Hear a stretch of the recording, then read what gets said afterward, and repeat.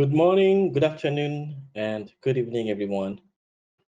Today is the third installment of Talking with Titans webinar series, jointly organized by Aquaculture Nutritionists Network and Jefo, Nutrition Inc. from Canada. Aquaculture Nutritionists Network is a LinkedIn-based group established in 2011, which has grown to 2,100 plus members until today. And Jefo Nutrition Inc. is a Canadian company established in 1982 by Mr. Jean Fontaine, an agriculturist by training, who envisioned that to help the farmers or the food producers who feed us, feed the world. And this event is jointly organized by these two organizations. And today we have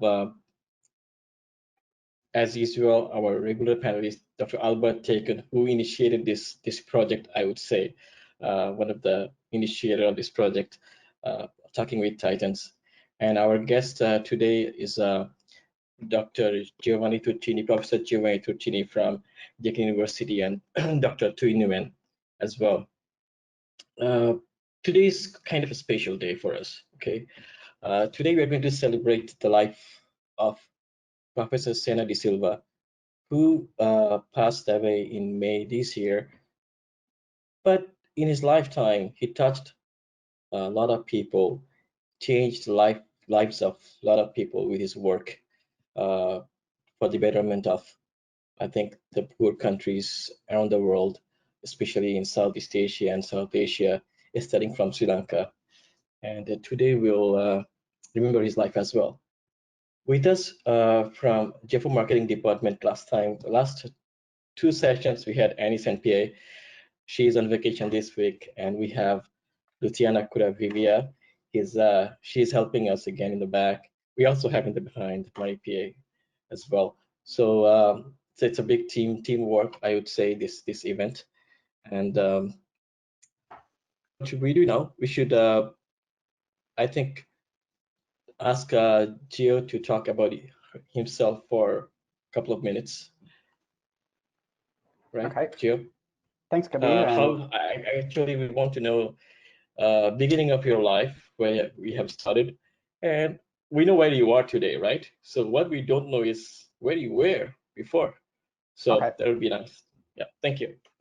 Thanks, Kabir, and thanks for inviting me today. It's double honor to be attending here for this seminar series of Talking with Titans, but also specifically today that we are commemorating Sena.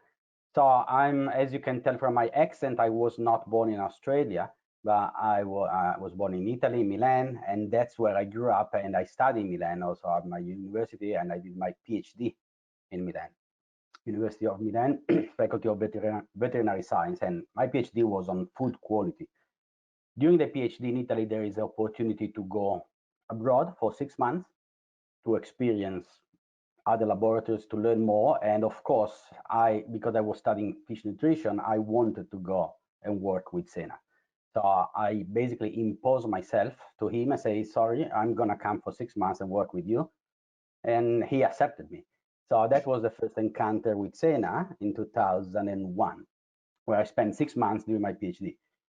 Later on, I went back to Italy and finished my PhD, and I started working as a postdoc at the University of Milan. But I wanted sort of coming back to Australia because this is a magic country, and when you come here, you fell in love with this country. And Sena actually had a vacancy for a postdoc, and in 2004, I've been successfully appointed for that postdoc. And I joined Deakin University working with Sena.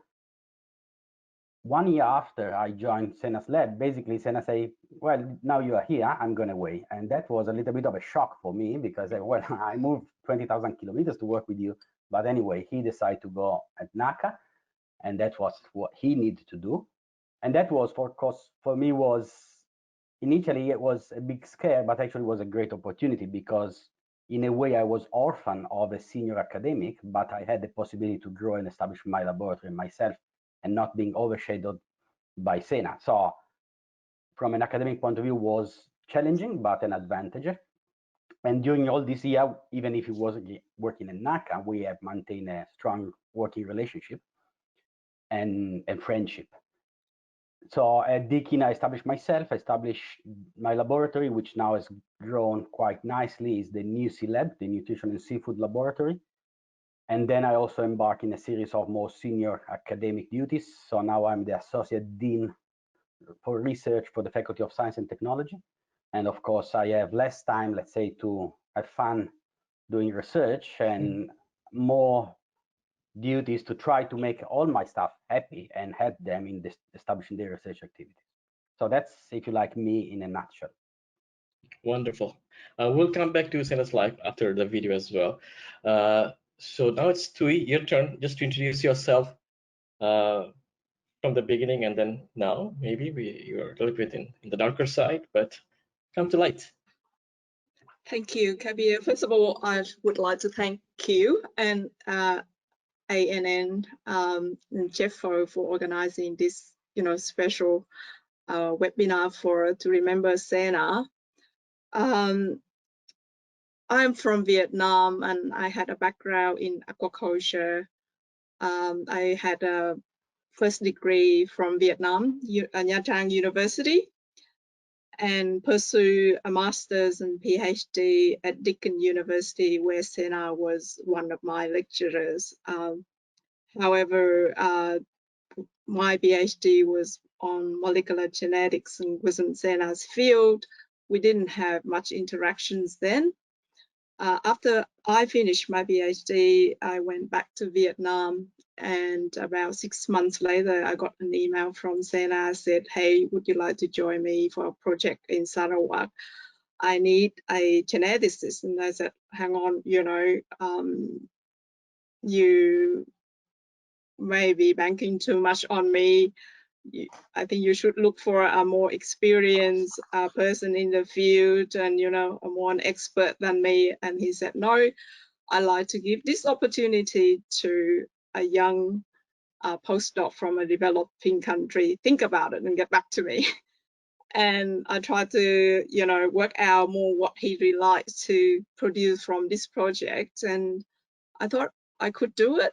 And we became colleagues. And the project actually become one of the favorites of Sena's in his entire,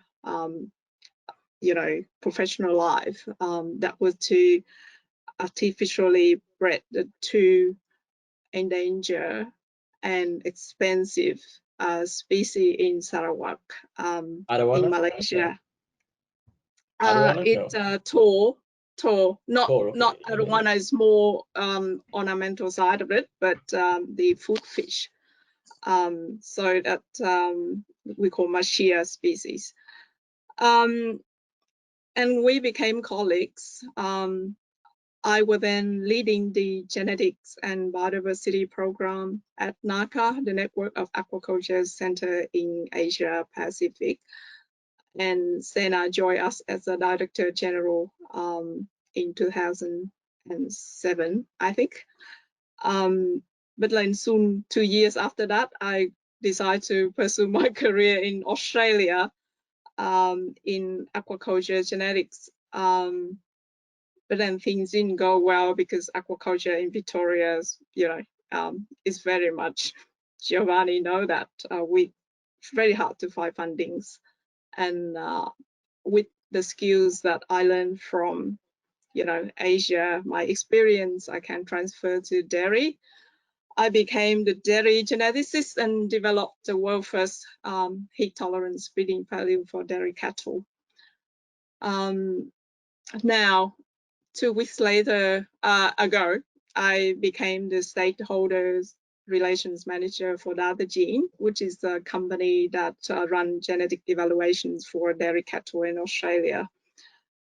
So thanks to all the experience and projects and the interaction I've learned through my aquaculture career, where Sena has been a major mentor in allowing us to learn and develop through, learning from the grassroots level, protect the grassroots level, interaction with policymakers, the government, ministerial level. So all of those skills and experience are brought into my new job, and it's all because of Sena and colleagues that I've been working together with. On the side, I'm the editorial manager for reviews in aquaculture. That means I've been putting up with Albert in the last 12 years, and now putting up with Giovanni. They keep bombarding me with work. So, but it's very honest to work with you both, Albert and Gio, and I look forward to more interactions with the journal in the future as well. And thank you again, Kabir, and all the audience on the webinar today. Awesome. Thank you, Tui. And I would like to ask Luciana to take a few minutes, not a few minutes, a couple of minutes or 1 minute maybe, and then some housekeeping stuff as well. Luciana, thank you. Well, thank you, Kabir, and welcome everyone. I just wanted to let you all know that your microphones will be muted during this presentation, so you won't be able to ask questions out loud. However, you can send your questions and comments on the session designed for this purpose. The questions will be answered after the presentation. And if our speakers don't have the time to answer all the questions, they will send their answers by email. To make your life easier, note that you can download the presentation in the section handouts. Okay, all the attendees have access to this presentation, and after the presentation, we will send you an email with the recorded video of this presentation very soon. Thank you, Luciana. Thank you, Luciana. So don't forget to write your questions, okay? Whenever you have time, or during the talk, or during the discussion. We have prepared a short video communication as live, less than 3 minutes. The sound is not very good, just to let you know. But this is Sena's live, and this is a special day for us. So we just prepared this small video from the group. Thank you. Go ahead, Luciana.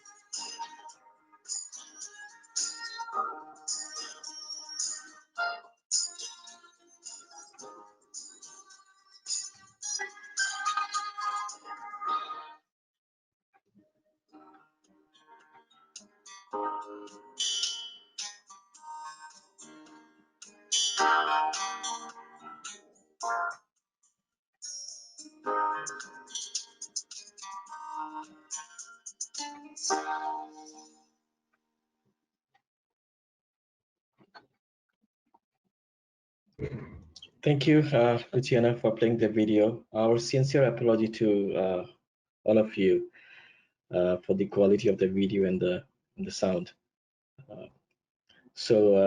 Albert, I'm hoping Albert will come back soon. I haven't. Good. So we have some time to talk about Senna's life, and I think all three of you were much closer to Senna than I was. But my first introduction to Senna was I was doing my master's in Thailand at AIT, and it was my project was in Oxbow Lake. So Senna's work on reservoir fisheries was kind of a guideline for that work. That's how I was introduced to Senna's work.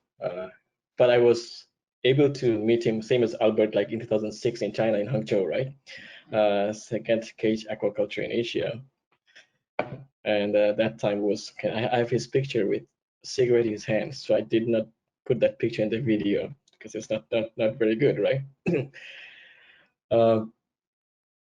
But we will, I will let Albert take some few minutes about Senna's life, right? And you know, like you were buddy and you were fighting as well sometimes, right? Like, sorry. No. So if you can shed some lights on this, good. I have lovely memories of Senna. I mean, we first met. I was at Stirling doing a postdoc from 1980 to 84, and Senna came to do as a visiting professor. And during that time, we struck up a good friendship. I got him hooked on nutrition of feeds, and since then we've been friends. What I loved about Senna always is his willingness to help people from countries that are not as fortunate as ours sometimes. And so we always had this passion to help help scientists from developing countries to look at nutrition and feeds also from their perspective, which is sometimes very different from the perspective in other countries. And so Senna and I all had this love to do that. And also many moons ago, we were in a meeting in China, and whilst we were at the airport, we decided to write a proposal to a journal to set up a journal called Reviews in Aquaculture. And we sent a 2-page flyer to this journal, and then lo and behold, we have a journal, and I'm so happy that it's really done so well. It was mainly because of Senna and his passion, and I'm there was just in the wings to help him. Now that Senna is no longer there, I wanted to step down, and now Gio has taken the reins together with some other colleagues from China. You know, we need new blood, we need new inspiration, but I owe everything to Senna and to his passion and for his love to help people. Very quick question and quick answer. When you think about Senna, what is the first picture comes to your mind? What is the first one like that? So it's like, this is the one. This is Senna. Okay. The thing is that in the past, his first love was reservoir fisheries, and it still is. It still was. You know, he still liked that because inland fisheries, inland communities, who looks after them? You know, and no, that's a difficult one. I mean, just Senna is just he wants to fight for those people that are not able to fight for themselves, and that's what strikes me about Senna. Right.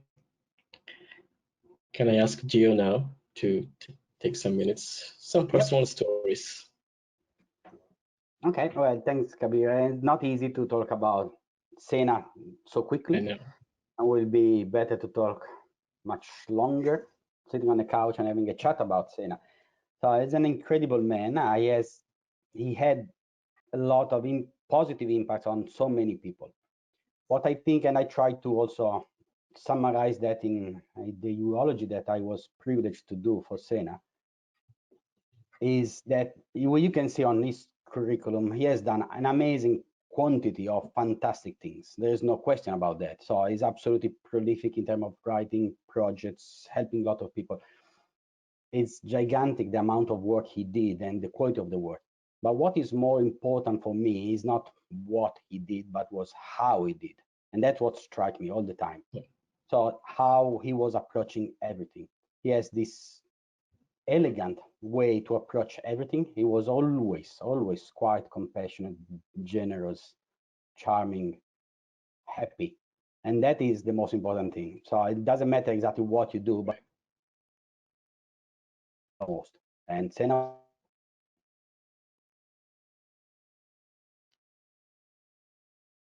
We lost it. We lost your video audio maybe for a few seconds at the can end. you hear me?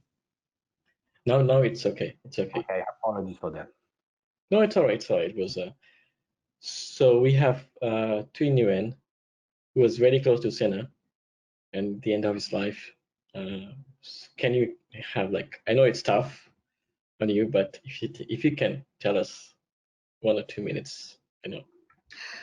So I guess on the professional side, most of you know who Sena is. On the personal side, he's a lovely man. He, is very people person. He cares for everyone from, the third generation is his family. He never missed a single wedding of his nieces or nephew in Sri Lanka. He's in daily contact almost, if not weekly, with all of his 6 brothers. Yeah, and he has a family value in him. Everywhere he goes, he cares for the people, as Albert have said, farmers or farming communities, rural people, disadvantaged communities, always in Sena's heart. One of the examples was in one of the projects, I had the privilege to work with him on development of culture-based fisheries in Laos and Cambodia.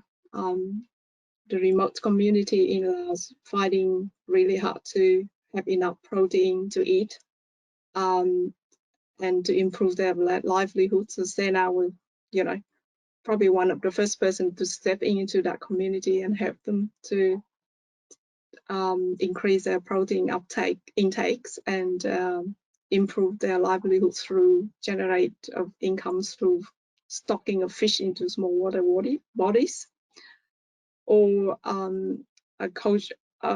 catfish farmers in Vietnam who do well in implementing better management practices. Sena, probably one of the first scientists or at his level professional to take farmers from Vietnam to an FAO workshop to showcase how a farmer can actually do well at their level. So that very much Sena on the personal side, and yeah, it's very much a people person. Thank you, Thuy, for the little insights. So everyone is waiting for this raw materials in aquafeeds from alternative to complementary. Today's great talk. Go ahead, Jeff. Thank you.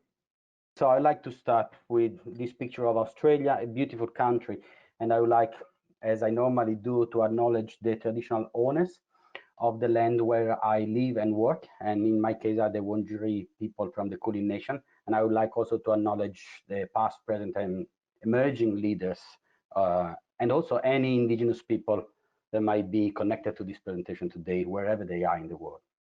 This is Australia. And within Australia, there is a traditional population, traditional owners, the Gundi Chimara, that did something amazing, the so-called Buji Beam cultural landscape. It is a World Heritage by UNESCO.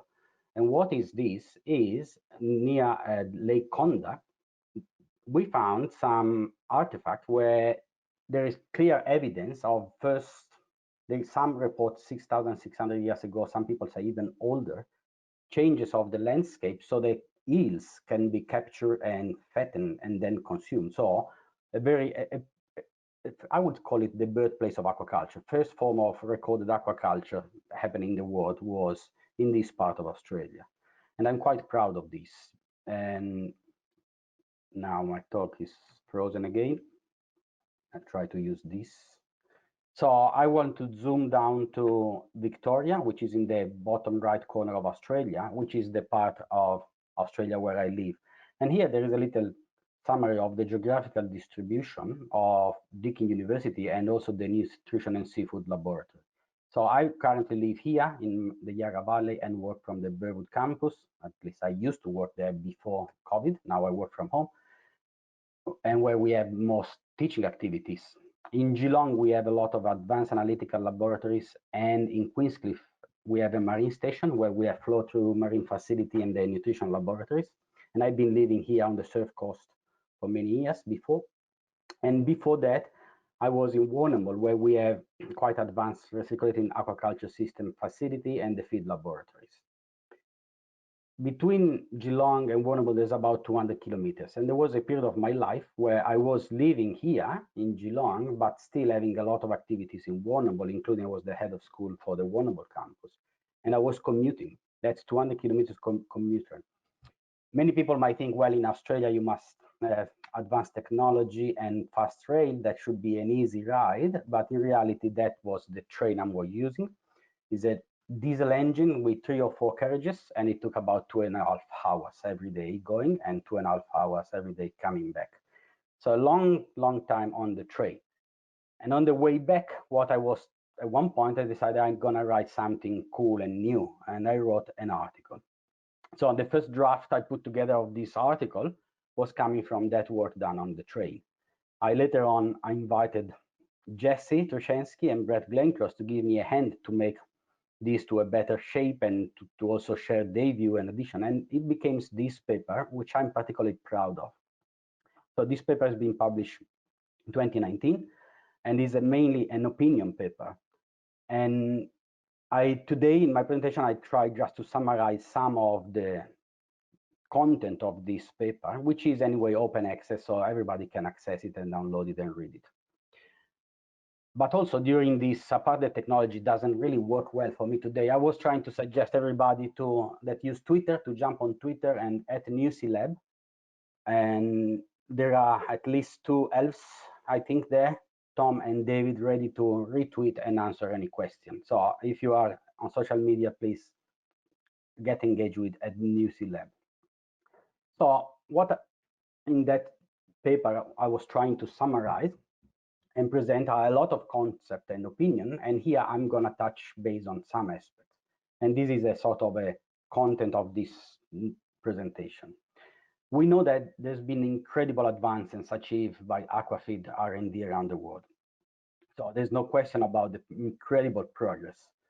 But it appears to me that the progress is becoming increasingly marginal. So it's becoming more difficult to gain any improvement. We're still going the right direction, but let's say the progress is slowing down. And I think that part of this challenge of this slowing down could be addressed if we change the narrative of what we do, and in particular, shifting the use of the focus on alternative to complementary. And by presenting why I think it's quite important to change the attention from alternative to complementary, then we can also arrive to the point that we need to focus mainly more on ingredients, more on nutrients rather than ingredients, and then have a more holistic consideration of all nutrients and not just focusing on the essential nutrients. So if this could be summarized, is a sort of a pellet composed by, it's like a jigsaw puzzle, different raw materials all together. So we have our fish meal, fish oil, we have soybean, wheat flour, vegetable oil mix, and then we have segreto di pulcinella, which maybe Albert is able to understand given his previous life in Italy. If you're not Italian, that's a secret. And that's because all nutritionists like to have some secrets. So we can't really patent our ideas. The only things we can do is have secrets. So let's leave it there for the moment. It's a secret. Most of what we have been doing in aquaculture nutrition research is to try to reduce the amount of fish meal or fish oil. And what we have been doing is taking a chunk of the fish meal that we normally put in our diet and replace it, for example, with protein A in this case, just an example. And then what we do typically is we start putting a little bit more, until we actually find the sweet spot.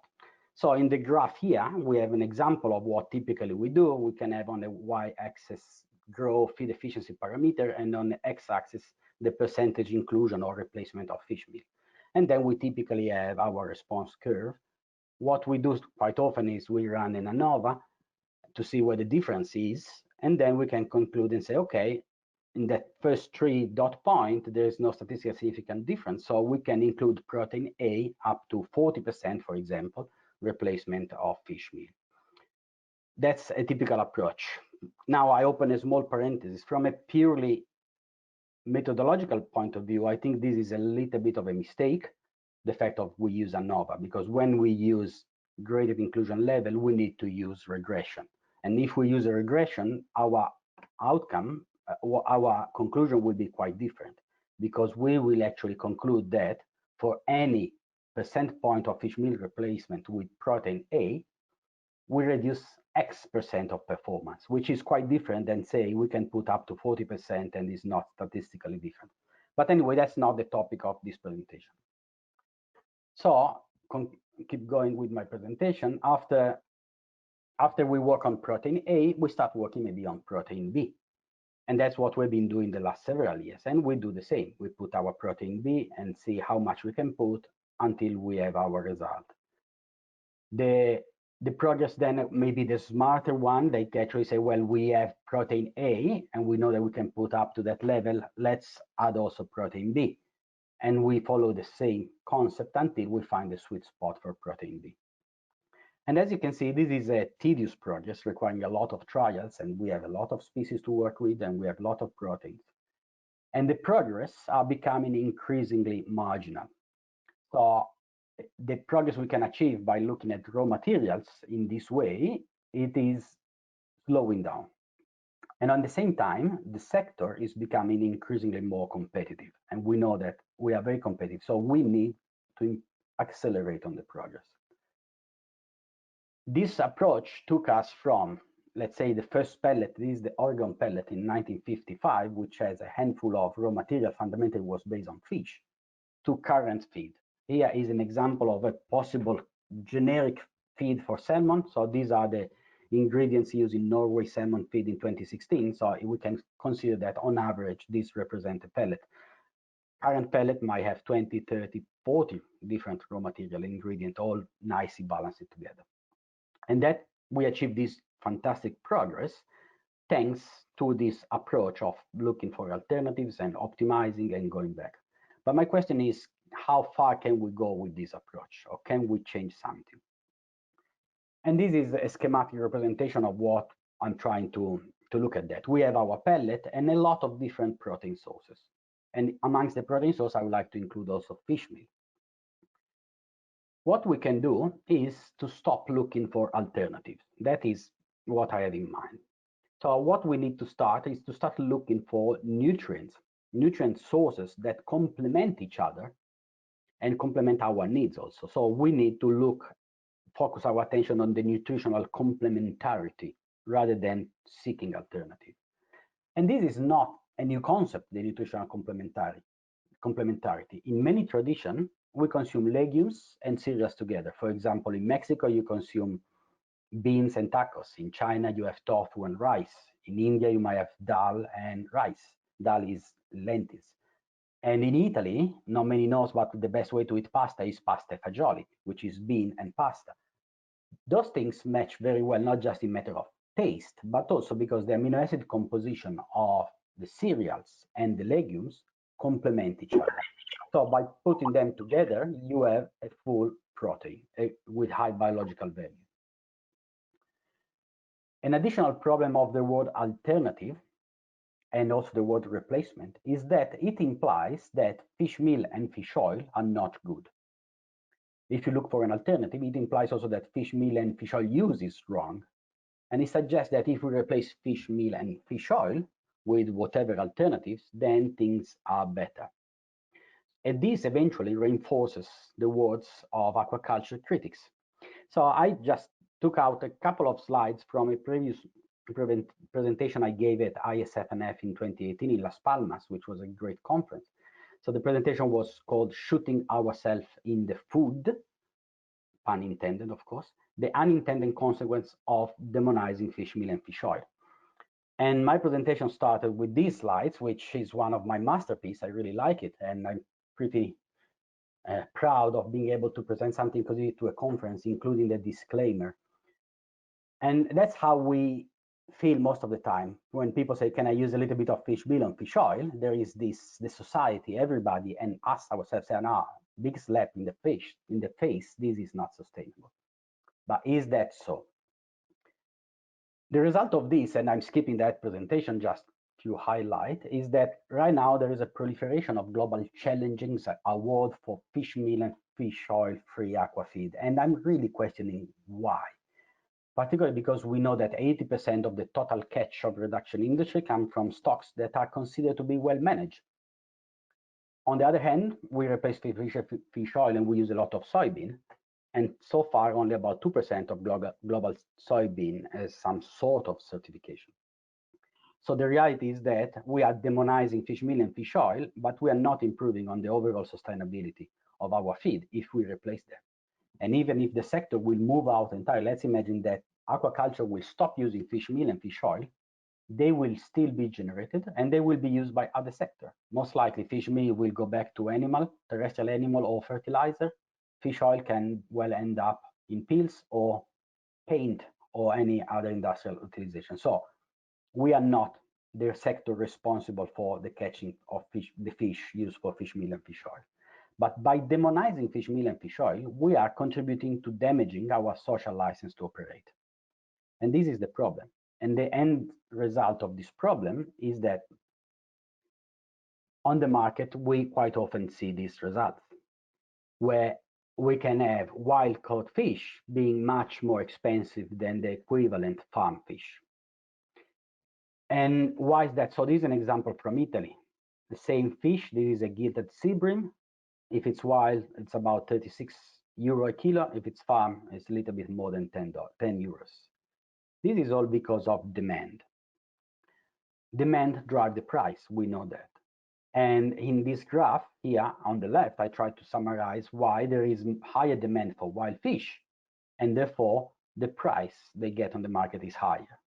But the question is, why is the demand higher for wild fish?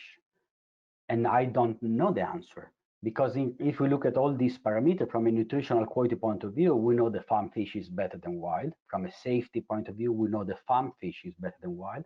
From a freshness point of view, from a taste point of view, from a social equitability point of view, and for environmental sustainability, generally speaking, farm fish is better than wild.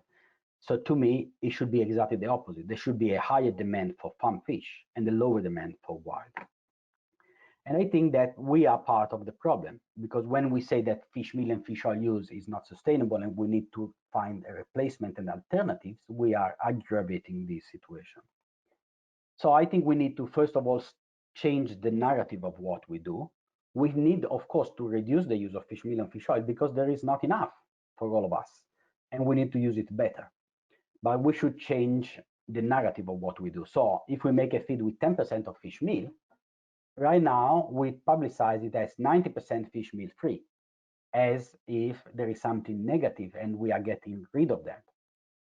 I think we can do the same feed and we should actually change it and call it like rich in marine goodness, up to 10% of fish meal. That will provide a positive outlook for what we're doing in aquaculture. But going back to the presentation, I'm saying let's stop looking for alternatives and let's start finding complementarity. Talking with colleagues, every time I mentioned this idea, they were quite unhappy with my proposal. Why do you want to change? We always say alternatives, and why do you want to change our vocabulary? There's no point. And I am the first one that had been using these words many, many times. My book, Fish Oil Replacement and Alternative Lipid Source, as in the title, those two words, which right now I'm saying we should stop using it. So There's no problem. I think I've done a great job in the past, but if I need to look in the future, I need to change what I'm doing. And I like to change the words I'm going to use. So should I at one point find 2 years of spare time and do a second edition of this book? Most likely I will title it as Fish Oil and Complementary Lipid Source in Aquaculture Feeds. And it's quite important dramatic change. It's not just the words. So what are the advantages of complementarity? As I said, first, we can stop bad mouthing fish meal and fish oil. We need to use less of those raw materials, and we need to use better. But they are not the bad guys, and they should not be replaced. We just need to optimize them. They are fantastic, both from a nutritional point of view and an environmental sustainability point of view. The second advantage of complementary is that I believe we can speed up progress. What I mean by that is that we need to start and have a complete, true, holistic understanding and knowledge of raw materials, from their composition, macronutrient, micronutrient, but also the physical, chemical, biochemical, physiological properties, how they respond to each other, how they respond to extrusion process, what is their taste, their palatability for the fish, the digestibility. We need to have all possible information about the raw materials before thinking about putting them in a feed. Then we can use two different approaches. The first approach is to include the new raw materials into an existing feed, which is what we have been doing so far. So we can take different proteins, try to combine and match them together, and then have a look if they are a good match or not with fish meal or any other part of the feed that we want to reduce. In this case, it doesn't look a good one. We can try with others. And again, then we can compare, for example, with fish meal, and we can check, no, that's not working well, until we find something like this blend of protein A, C, and B, and that looks very much similar from a nutritional point of view to what we are replacing. So we are looking at complementarity of these three proteins so that we can then go back to the drawing board from our pellet, take the fish meal out, and put our blended in. At this point, we can run a trial and see if the fish grows well or not, and most likely they will. So we can reduce the amount of work on fish that are slow and expensive, and we can speed up progress. But there is another approach which I think is more important, which is rather than replacing things in a pellet, is to build a novel feed around a new raw material. Let's start, for example, this is our pellet, and we have this new raw material with this strange shape. Before we were looking at the pellet and including that into the, I will swap the approach. I will actually put the new raw material at the center, and that we have our reference control in a corner.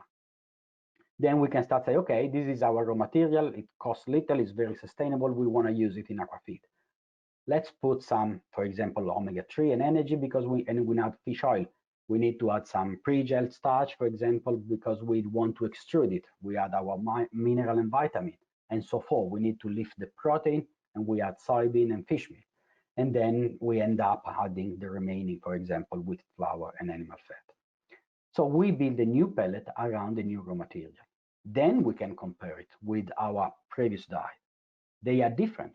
We don't know much about their raw material. We are comparing two different feed. But if they grow well, we have achieved a great advancement. Should we have used the old approach of putting the new raw material into a feed? So we take our new material and we put it in a feed where we replace, for example, some fish meal. What we end up is that we can include only a little amount, not as much as if we build a pellet around it. So this, by using the approach number one, we actually end up with an underestimation of the raw materials potential. So this leads us to the concept of why I believe it's important to move from alternative to complementarity, to complementary feed. And in reality, it's nothing new. We have been formulating feeds by mixing and matching raw materials forever. Nothing is new. But what I'm advocating here is that we need to use the exact same principle, but instead of mixing and matching nutrients to make up, instead of mixing and matching up raw material, we need to do that on nutrients. So we need to mix in nutrients to make up new raw material, or even better, new feeds directly. And that means that we need to shift our attention from the ingredients, the raw material, to the actual nutrients. And when we talk about nutrients, that is another part of the paper I presented this morning before, is that we need to look at all of them and not just the essential. So I give you another example. And actually I use Albert here. At that same conference, I asked Albert a question and he answered me, non-essential dietary nutrients may in fact be so essential that the cell body actually produces them. And be cautious if I met you around conference, because I usually ask questions because I want to put them in some manuscript and I want a reference. And I didn't find that reference, so I managed to get it out of the mouth of Albert. And this is a very important point. I give you an example, for example, in one of my area, which is fish oil replacement. We know that long chain PUFA are essential. They cannot be made, or they are made not enough in vivo by fish and also by us. We know that fish oil contains a lot of long chain PUFA, EPA, and DHA, and we also know that vegetable oils do not contain any. The result of this is that my guesstimate is that the vast majority of fish oil replacement research effort and focus has been done on long chain PUFA, EPA, and DHA. A lot of research done, a lot of projects, a lot of fantastic work done all around the world. But at one point I asked myself, what about other nutrients? Because fish oil is not just EPA and DHA. And for example, fish oil contains a lot of cholesterol, and vegetable oils do not contain any cholesterol. Generally speaking, there's been no much interest in cholesterol. Apart the recent year, there's been a couple of activities, including from my laboratory. And why there's been very little attention on cholesterol? Because cholesterol is not an essential nutrient, can be easily and efficiently made in vivo, and that's true. We can live very happily without taking any cholesterol from outside, and as well the fish.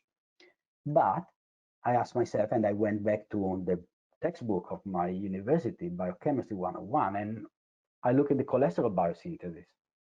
It is a rather expensive exercise. To make one molecule of cholesterol, we need 18 acetyl CoA, we need 18 ATP, 16 NADPH, and 4 oxygen. This is a lot of energy. And my question is, do we really want our fish to waste so much energy to make something that we can actually put in their diets?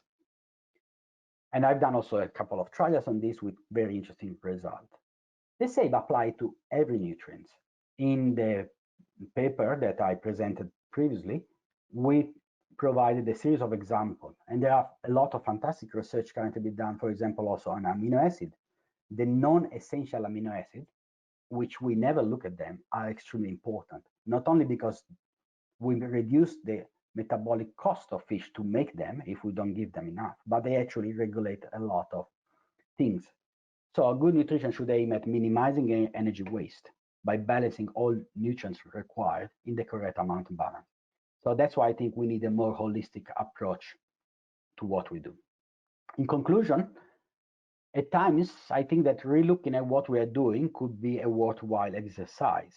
And this is not absolutely is not a criticism to the past, but I think is simply a means of facilitating further progress in the future. So I think that we should change the narrative from alternative to complementary. We should increase our focus on nutrients, less on raw materials. I think there is value in attempting a more holistic approach, considering all nutrients and the whole pellet feed. And most importantly, and that is the motto for my laboratory, we should always remember to have fun in fish nutrition, because if we have fun in fish nutrition, we are doing a better job. And for this, I would like to conclude, rather than putting all, for example, I could have put the logos of my funding industry or funding agency, but I prefer to pick picture of my laboratory, the Nutrition Seafood Laboratory. A bunch of amazing people. I hope they have a lot of fun. I'm sure they have a lot of fun. And that's what makes my work a happy place for me. I'm happy to work because there's a lot of fantastic people that works with me. I also like to thank Deakin University that they pay my salary and allow me the possibility to work with these amazing people. So thank you, everybody. So let's discuss about the cholesterol, right? So the question was that, okay, we know that we have, I read some publications on cholesterol used in shrimp feed, and like, okay, 2 to 4 kg per ton of feed. But what are the implications using like fish feed instead of, we know the implications in crustacean feed. Can you shed some light on that? No, but also, can I add my 2 cents worth? That's Gio is missing now, so until he's coming back, you and I have to continue. No, work has shown with carnivorous fish species that looks like cholesterol is essential. I mean, normally the liver and the intestine synthesize cholesterol depending on the cholesterol level of the diet. But also it looks like, cholesterol as a molecule, it has many essential functions in the body. It's just that cholesterol has had very bad publicity from the point of view of, other issues related to human health. But in animals, in humans, it really plays many essential roles. With shrimp, the requirement, work we recently did together with Alan Davis at Auburn University shows a definite requirement for at least, 0.2% cholesterol for feeds for crustaceans, for shrimp. But there's no other there's no doubt that it probably has similar functions in other more carnivorous species as well. But cholesterol metabolism affects many different things, and so it's a space that obviously a lot more work needs to be done, but very important. And again, it's like fish oil is a good source of EPA, DHA, many different things, but also it's a very good source of cholesterol and inositol and choline and phosphorus and phospholipids and many other things. So when we want to, at the commercial level, when we formulate a feed, we look at nutrients. We have our profile of what we want in terms of available digestible nutrient levels. And the thing in the past is that fish meal as an ingredient was wonderful because it had everything all in one product. But as we look for alternative or complementary, if you want to call them complementary, we can do that. We have to do that. The industry has been doing that for a long time. But cholesterol is, it's $100 per kilo. It's expensive. Right. And we can either source it from fish meal or squid meal or krill meal or other products. But, we can also use a synthetic version. And anyway, so all I'm just saying is cholesterol is lipid soluble. It's important. Lipid is much more expensive than protein. It's twice the price of protein, more or less. And anything that can affect lipid metabolism can improve the absorption, digestibility, including emulsifiers. All these things are part of the new space when it comes to cholesterol. But cholesterol is there. It's not the bad, evil one that everybody tends to think of. It's a very essential and performs many functional functions in the body. Anyway, sorry, there's too much talking. A follow-up question about that, about cholesterol. I read a paper, recently published paper, it came out last year, I guess, and then the results have shown that there was a positive effect of cholesterol supplementation until 4 grams. It's in Bename. After that, there was not such effect on the growth as well. Malting is enhanced. What is your opinion about that? Yeah, it all depends on the growth rate of the animal. The faster the growth rate, obviously, the more time it has to molt. And as the growth rate of the animal decreases, then probably the requirement also decreases in terms of the molting hormones, not in terms of the other functions of cholesterol. Right. But it's like it's a very important nutrient, and it's one that now is because people now realize that we have to formulate feeds based on nutrients rather than ingredients. As we've replaced fish meal, we've looked at those other other nutrients that fish meal contains. I mean, Gio knows that very well, but cholesterol is, but if you look at the literature, there's very little information on cholesterol, even though it's so important. So the question was, Gio, the role of cholesterol we know in shrimp. What about in fish or other animals and life stage? You know, like supplemental the sources. Can you shed light on that a little bit? Yeah. Thanks for coming back. I'm Yeah, sorry so we missed you. I don't understand why it's happening. Well, I'm not a crustacean nutritionist expert, so I limit myself on commenting on crustaceans. But the interesting aspect is that because crustaceans apparently are not able to make cholesterol, don't make enough, there's been a lot of work being done on that. And that is the point. It's essential, and there is some knowledge about it. In fish, nobody cared about that. There was some work done on phytosterol in fish, because we say, well, when we bring in vegetable oils, we bring phytosterols. And so there's been a lot of work done to try to understand the effects of phytosterols, but very little on cholesterol. We have done a few studies, and around the world now there are a few studies coming. The literature is limited. The starting point for me was, as I mentioned, the metabolic cost of making cholesterol. Cholesterol is extremely important for life. It's one of the most important molecules in our body as well. And we actually, as humans, we are fighting cholesterol, most of us, and I actually think it could be a little bit of a mistake. Yep. Cholesterol is quite important, and when it becomes too much, it's just a side effect. It's very much like saying, to stop fire in the bush, we need to remove all the fire brigade, because every time there is a fire, we can see a fire brigade there, try to extinguish it. Very much the same for cholesterol. So I think we need to do more work. The good news is also that cholesterol is not that difficult to find in our raw materials. For example, all animal products contain cholesterol, and I see there is value in looking at cholesterol as an important part of the pellet. Yep. Very good question from Zurida coming in. I think we all know Zurida, the editor of Aquaculture Pacific. Is there any information linking the recent change from using less fish meal, therefore less cholesterol, end of parenthesis, to the immunity and stress disease in shrimp? To both of you, any information about reducing fish meal and effect on the health of shrimp, with less cholesterol level in the diet? Well, again, I'm not a shrimp nutritionist expert nor a physiologist.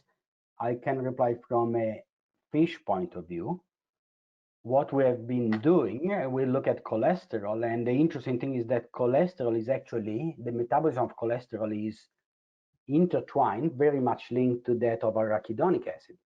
And arachidonic acid is another object that receives a lot of negative attention, but in reality is absolutely fundamental to manage inflammation and immune response. And when we remove or change the balance between the two, we can modify how animals cope with stressor or inflammation and disease. So again, I limit myself on the crustaceans. I'm apologies for that, but I prefer not to jump on. They are very different animals. Right. Shrimp are very different from fish.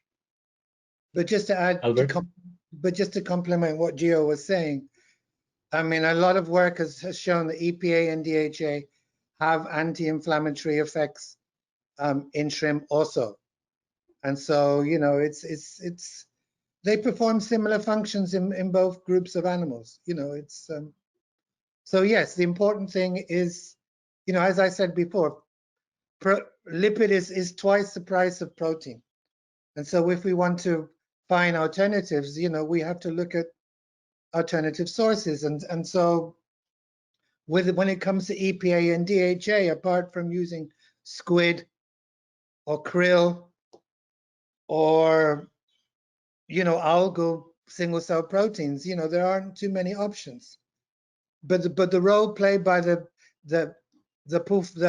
highly unsaturated fatty acids in terms of the immune system and the health of the animal is very, very important. Yeah, I think the black box here that we know, we don't know much, is the ARA, right? Use of what is the demand and need for ARA? We don't know. Yes, there are a lot of studies in human as well as other animals as well.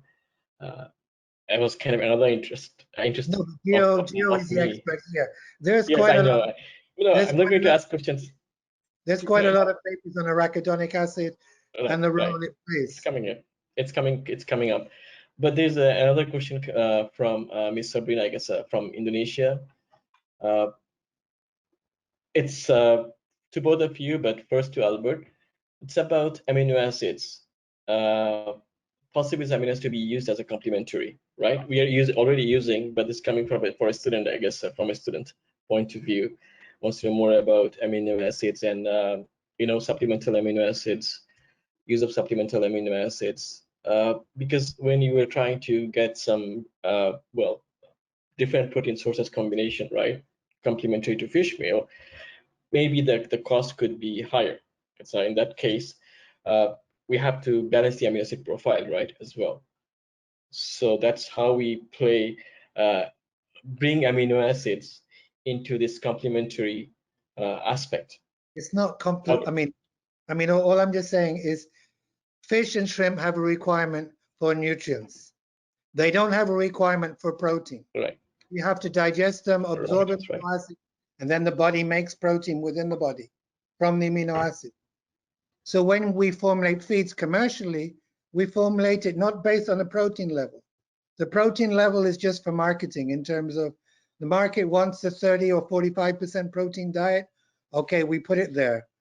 But in the end, what the shrimp or the fish require are the dietary essential amino acids.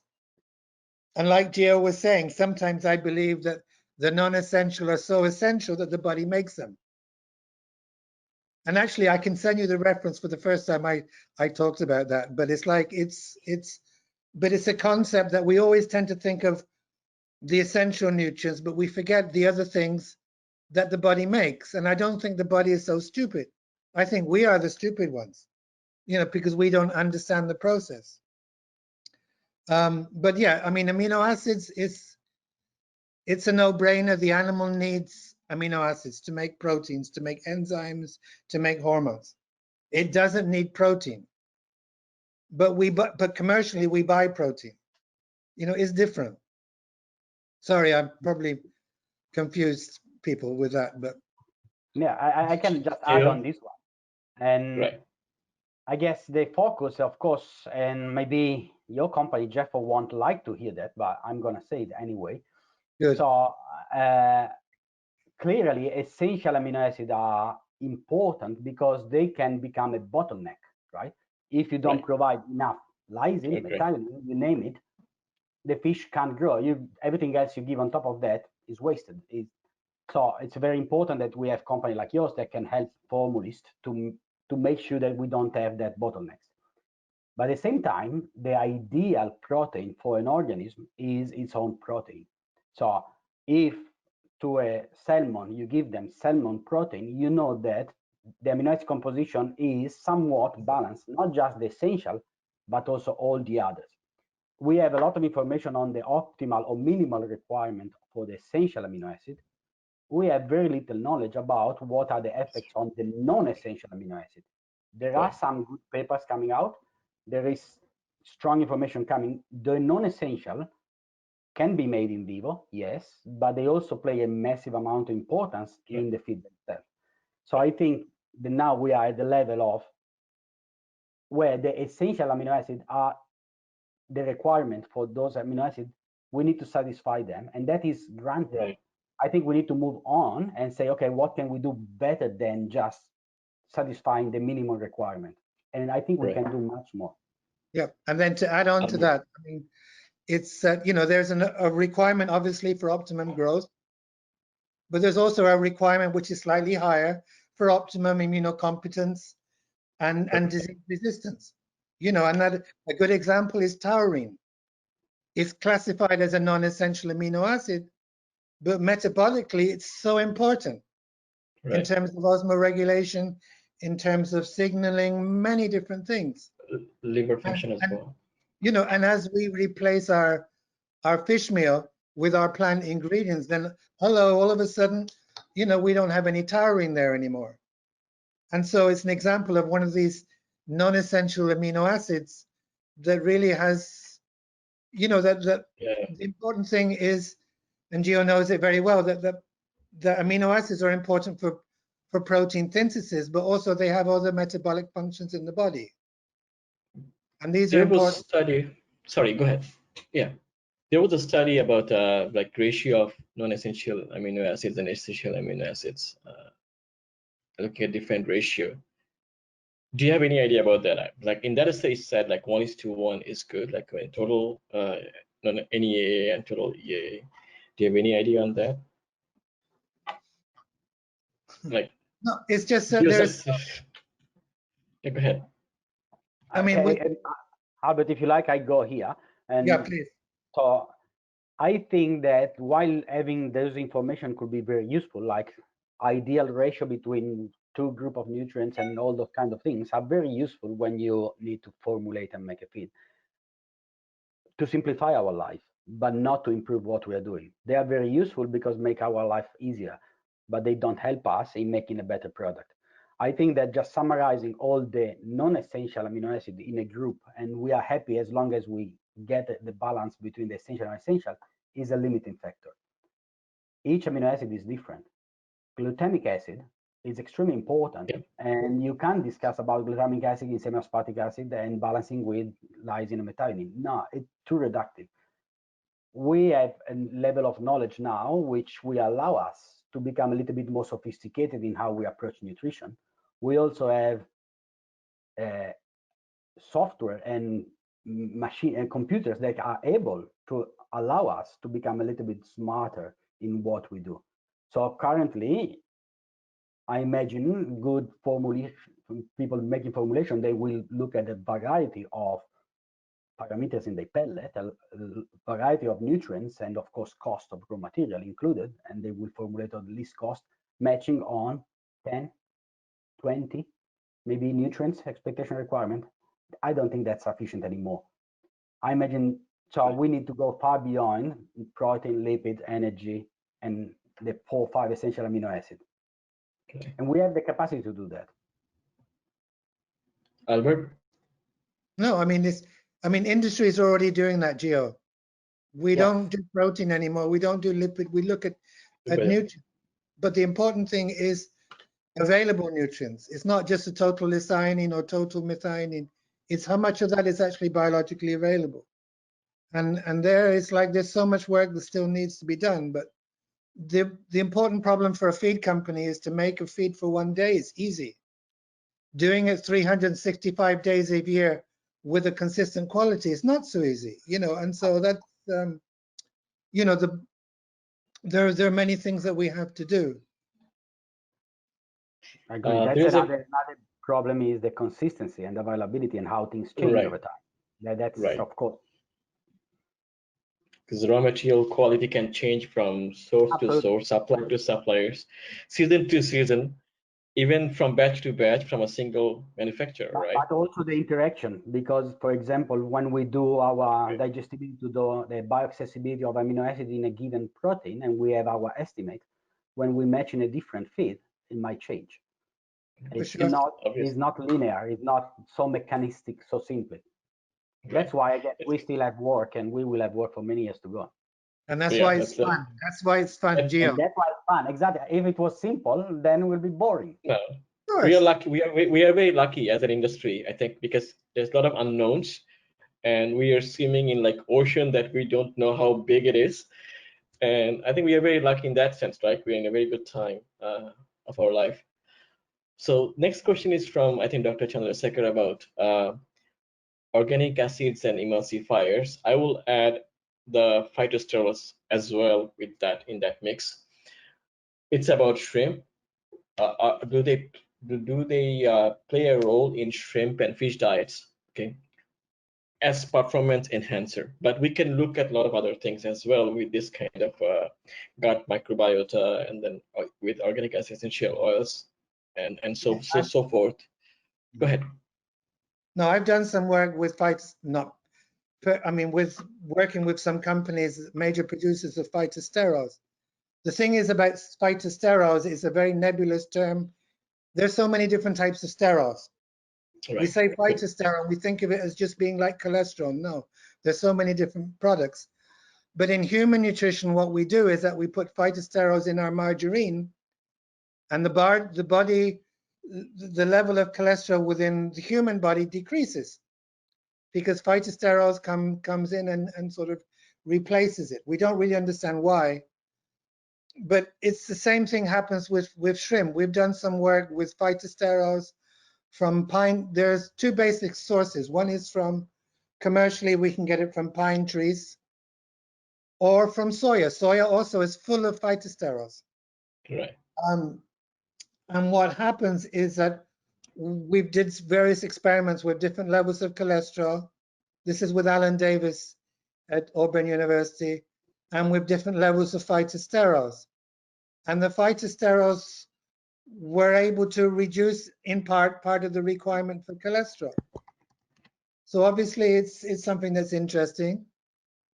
But like I say, phytosterol covers a whole group of many different compounds. But anything that affects cholesterol metabolism is something that's obviously very, very important. Because one of the issues of the work is that the level of cholesterol within the shrimp is also potentially lower. You know, and this is, again, it's a marketing claim. But in human nutrition, it's been known for a long time. But my question is why, if the cholesterol level, you know, cholesterol is such an important nutrient, that if the phytosterols come in, what are the phytosterols doing? You know, they're not going in the membranes like cholesterol is. They're obviously playing another role. But again, it's a very important space. Gio, I think you're itching to tell something. Go ahead. No, not really, because it's not really my area of strength, this one, but I guess because you mentioned phytosterol and Organic acids. acid and the microbiome. I mean, and Right. the microbiomes is a buzzword that is fascinating me, because we are just, is a perfect example of the fact that we are just scraping the surface, right? Yes, yes. We can understand the importance of it. Yes, we can have a sort of a gut feeling of how important the microbiome could be, but we don't understand it. That's the reality of the fact. There's no two studies reporting the same baseline. So every time you look at a fish or a shrimp, it's different from the other one. And I guess it doesn't mean that it's not important. It simply means that we still don't understand it. And everything we do in a feed, particularly some component like organic acid, we're gonna affect that. And this effect on the microbiome could be positive, could be neutral, could be negative. And we still are far from having a complete understanding. I think it's just raised the awareness of everything we put in a feed is important. And nothing can be underestimated. Right. We have another 5 minutes left, but we have 3 questions, 2 from the audience. First one, and the last one is from me. First one will not take long to answer. We almost all of us know the answer. Is NRC handbook is sufficient as a guideline for formulating diets for various life stages of fish and shrimp? That's kind of a basic question from Mr. Atre. I know him, this very smart person, Atre. I'm telling him, if he's listening to it probably, but he's very smart person in India, does a lot of good work. So his question is about NRC, okay? Like whether NRC information is not a review or not. And as we know, there are a lot of complementary sources of information as well. For, again, I'm using complementary, not alternative, today's influence. Albert? No, I mean, yes, of course, some of the information there is very useful. But the reason why very large feed companies invest so much money in R&D is because they realize that a lot of this information is done under very controlled conditions with small fish, you know, under laboratory conditions. And what they want to do, they want to grow the animal to market size with really high growth rates and look at requirements under conditions of maximum attainable growth. So it's like a lot of companies use the information there because it's better, you know, better with a hand, you know, the bird with one hand than nothing. But again, the reality is the majority of this work has been done using semi-purified diets under laboratory conditions. And whilst this information is very useful for species that do not use natural food, it's very difficult to extrapolate that for an animal like a tilapia or like a shrimp that can also use natural food. And so this is the reason why the feed companies have, you know, or else everybody would just rely on NRC. So it's a good first step. I know that they'll be working on a new requirement, you know, but at the end of the day, you know, we cannot use one requirement for the whole animals. There are larvae, there are juveniles, there are grow out, there are broodstock. The requirements can be different. And also the environmental stress situations, heat, cold, can change the requirement, right? As well as of a specific nutrient. So the requirement is kind of it is not fixed. Requirement is highly variable. Sorry, Gio, go ahead. I just echo what said. I guess it's a fantastic starting point. The NRC book is a major work that's been done, so it's excellent. It's not so. It's the question is sufficient or not. I won't even try to answer. It's fantastic and it's good that we have it, but we need much more. And as Albert said and you, Kabir, said, I mean, the requirements are not fixed. They're changing from species to species, environment to environment. The environment changed a lot. And the same feed, what else you put there. I've done some work. When you replace fish oil, you reduce the omega-3. Well, you change the requirement of some mineral and vitamins because they need to make more omega-3 and they need more, for example, B6. The requirement for B6 goes up if you reduce the omega-3. So it's, but NRC book is fantastic. It's a very basic. And I'm sure the next revision will be super, will be even better. No. You know, because instead of just having a requirement for optimum growth, we're also going to have now a requirement also for optimum health and disease resistance and whatever.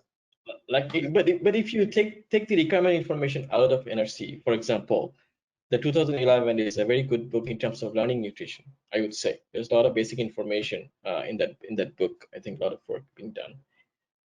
No, it's incredible. Also from Guelph, anyway, some work being done from Guelph. But anyway, second last question is from Zurida. Do you all have any opinions on benefits of the current trends to do fermentations to shrimp feeds? So farmers, I think it is a practice as well, some parts of the world, in that the farmers in Thailand, one farmer ferment the feed and then they get a very good results, maybe for 1 or 2 days. That's a question. Shrimp feeds.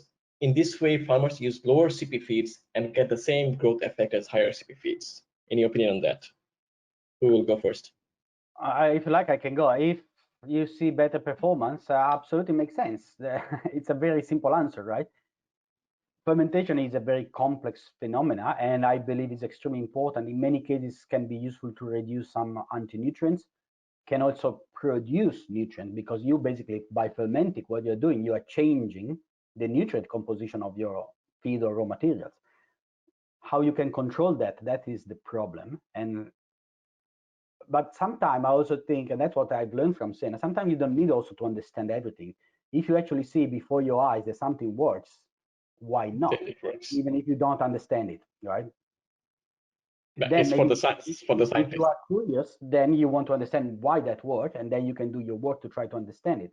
But you can't negate something simply because you don't understand it. If it works, it works.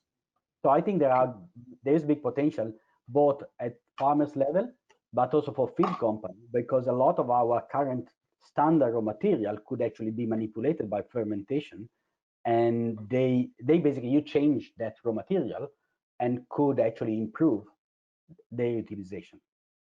Yeah, to the audience, we will take another 5 minutes because of the disturbance we had in the session. Albert, on this issue of fermentation of feed? And in terms of ingredients, yes, 100%. There's so many products now on the market, fermented soya products where the level of the trypsin inhibitor, the level of the phytase, I mean, it really improves the nutritional value. And like Gio said, if you use these processes with things like copra, palm kernel cake, which have got low protein, and then you ferment them anaerobically, you can really improve the nutritional quality, but also the protein content. On the other side, I've visited also many farms around the world where people take the feed, they add a probiotic to the feed, and they leave it for 1 week. And then you open the bag and it's white. It's full of fungus. Because the farmer believes that using this probiotic is going to help them with diseases, will help them with, to try and minimize problems. But the problem is that when you ferment, you also destroy the vitamin C. You also destroy a lot of the nutrients. So you have to be careful. But the problem is the farmers are so worried about diseases, they're so worried about improving the survival that many farmers still do that.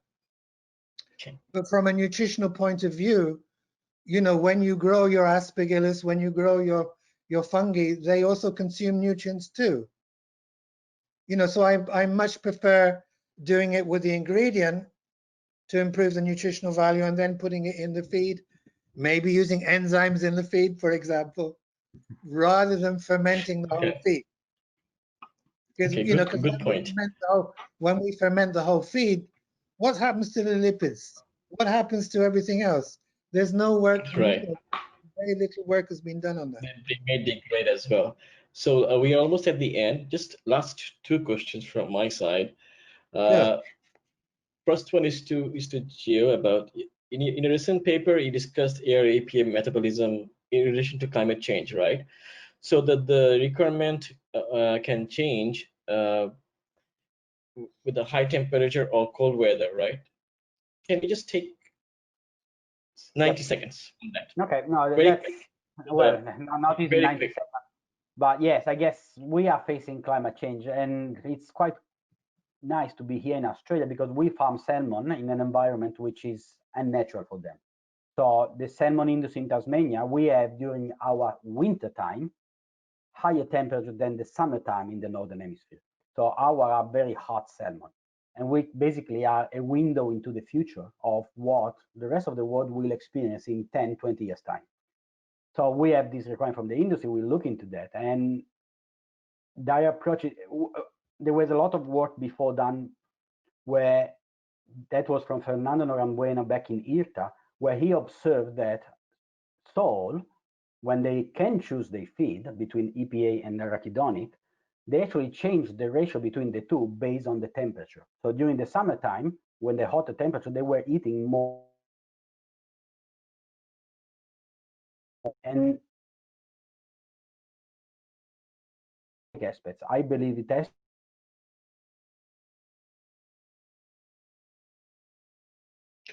We lost you. Sorry.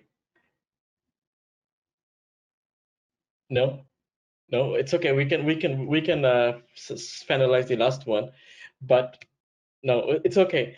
So can we close right now? We have already 35. So I would like to thank Albert. Can you have like 2 last words? I didn't ask my last question. It's okay. Sorry. Still stay there. Albert, go ahead. Do you still stay here?